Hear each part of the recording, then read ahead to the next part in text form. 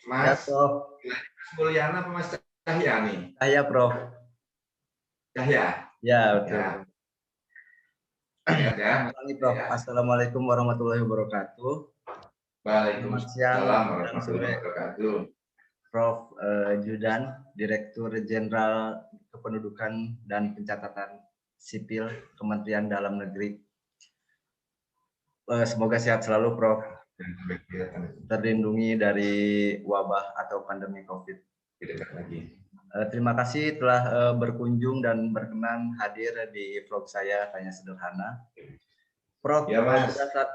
berdasarkan berita yang beredar, Direktorat Jenderal Kependudukan dan Pencatatan Sipil telah mengganti dokumen kependudukan milik warga yang hilang atau rusak akibat bencana yang melanda baru-baru ini.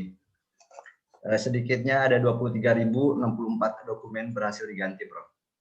Lalu pertanyaannya, bagaimana masyarakat yang mengalami hal serupa, kemudian dokumen kependudukannya hilang atau rusak, kemana mereka harus mengadu, Prof? Terima kasih. Ya.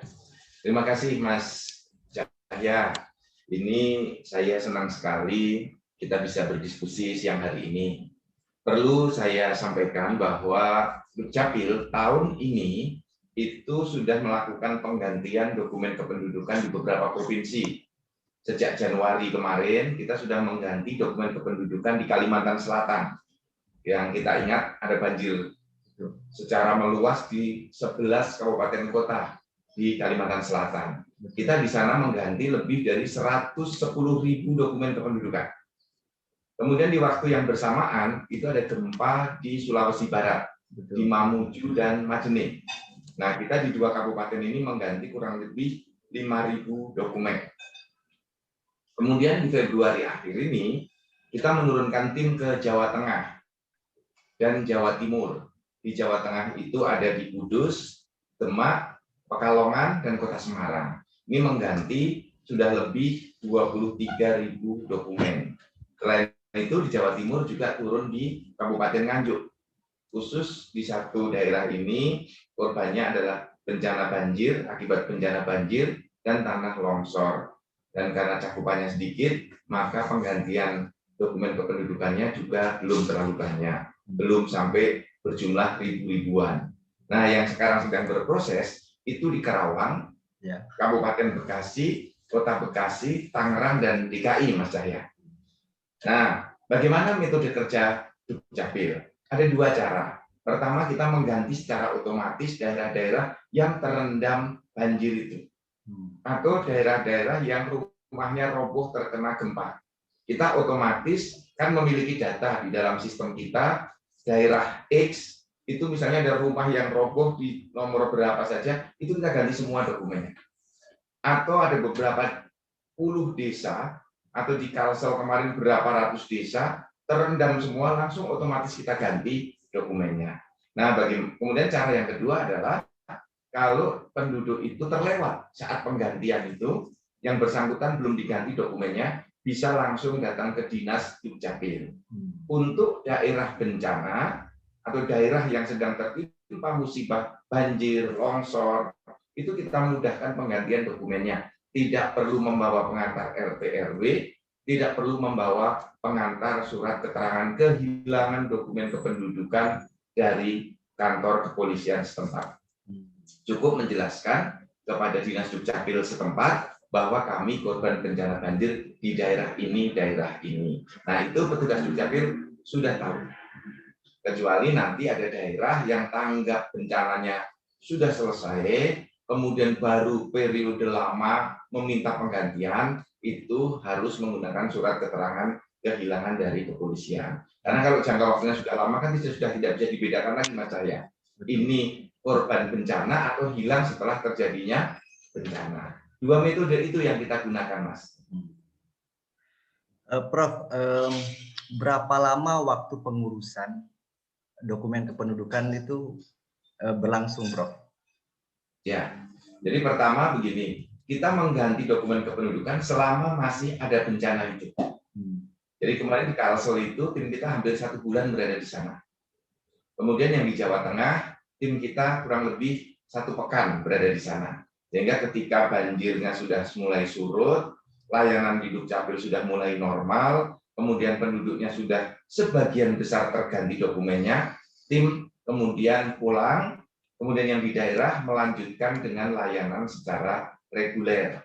Nah, kalau layanan secara massal ini, kita memberikan target untuk daerah-daerah yang penduduknya kecil, penggantiannya itu dalam waktu 1 pekan bisa selesai semuanya. KTPL, akte-akte, kemudian KK, itu bisa diganti dalam waktu 1 pekan. Tetapi kalau yang cakupannya luas, yang penduduknya besar, seperti Kota Semarang, itu kan penduduknya besar, mungkin memerlukan waktu yang lebih panjang, jadi memerlukan kesabaran penduduknya, karena yang dicetak itu kartu keluarganya ribuan, Mas. Betul. Nah, kalau ada yang mendesak, nanti segera lapor ke Dinas Dukcapil setempat. Yang mendesak itu misalnya untuk berobat di rumah sakit, Mas. Kan perlu KTPL, Betul. perlu kartu keluarga untuk mengurus BPJS-nya. Nah, itu segera lapor ke Dinas Dukcapil untuk didahulukan. Tentu saja ini perlu kejujuran dari penduduknya, bahwa memang betul-betul membutuhkan dokumen itu karena keadaan darurat untuk berobat di rumah sakit. Kemudian Prof, mengenai ketersediaan belangko, bagaimana KTPL khususnya ya? Nah, alhamdulillah mulai tahun 2020 kemarin sampai dengan saat ini belangkonya tersedia cukup. Bapak Menteri Dalam Negeri bersama Ibu Menteri Keuangan memberikan dukungan yang luar biasa, sehingga belangko saat ini masih tercukupi, dan alhamdulillah juga dari berbagai media tidak terpantau, tidak termonitor ada kekurangan belangko itu. Karena kita juga terus memberikan dropping ke kabupaten kota, dan juga ada beberapa daerah yang pengambilannya melalui provinsi. Nah, kepada para kepala dinas, kalau belangkonya akan habis, segera mengajukan permohonan pengambilan belangko ke pusat. Prof, pengurusan seluruh dokumen kependudukan itu bersifat gratis, Prof, bagi masyarakat yang terkena bencana? Ya, sesuai Undang-Undang Administrasi Kependudukan, Undang-Undang 24 tahun 2013, semua layanan kependudukan gratis. Biayanya sudah ditanggung oleh APBN dan APBD. Yang dimaksud gratis itu adalah layanan di Dinas Dukcapil. Tetapi kalau para pemohon itu kemudian mengurus dokumennya lewat calo, kemudian calonya meminta biaya upah untuk beli bensin, upah makan siang, nah itu jangan Dukcapil yang disalahkan. Kesannya, oh kamu udah bayar, ternyata membayarnya kepada calo. Kepada Dukcapil, saya minta kepada seluruh masyarakat tidak boleh memberikan uang, tidak boleh memberikan sesuatu, karena ini nanti akan berdampak tidak baik dalam sistem pelayanan publik kita. Dan kalau ada petugas yang meminta uang, meminta pungutan liar, tolong diingatkan atau dilaporkan ke Halo Dukcapil Kementerian Dalam Negeri di nomor 15537. Kami memiliki call center, Mas Cahya, agar masyarakat itu bisa melaporkan secara langsung. Di call center itu juga ada akun untuk Instagramnya, Twitternya, juga ada untuk WhatsApp dan SMS. Kami mewadahi dari berbagai aspek dengan menggunakan IT untuk menampung berbagai problem yang bisa muncul melalui saluran media sosial. Baik, Prof. Terakhir, Prof, apa pesan kepada masyarakat umum dan masyarakat yang terkena bencana terkait dokumen kependudukan, Prof? Terima kasih. Ya, kepada seluruh masyarakat, pertama-tama kami berharap dan mohon dukungan, terutama setelah kita memiliki pengalaman penanganan bencana banjir dan tanah longsor, khususnya yang banjir.